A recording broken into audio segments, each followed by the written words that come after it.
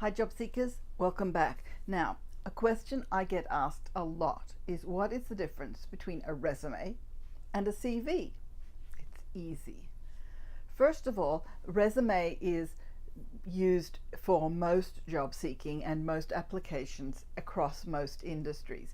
In the United States, where I'm living and working, a CV applies to very specific industries. For example, in education and in higher executive level. For general purposes, sometimes hiring people will use the term CV versus resume kind of interchangeably.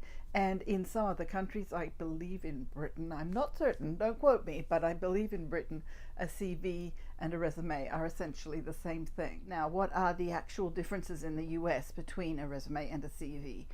A resume is past employment and duties based, whereas a CV is achievements based. A lot of the time, a CV will be a little longer. It's an expectation that you're at a higher level in your career. You're not an entry level or mid career manager. And the other thing is that because it has publications, those can be quite lengthy. Some academic CVs can be 30, 40 upwards pages because someone has an immense number of publications. In that situation, a CV is kind of stretching more towards being a bio than being a resume.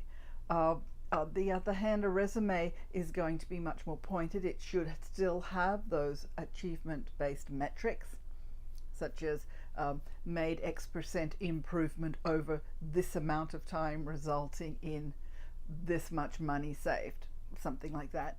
But the CV might go into a little more detail and express it with more prose rather than bullet points. There are still bullet points on a CV, but they tend to be fuller, longer sentences, a more flowing language, less to the point. I think you get the picture. It's a bit more of a narrative.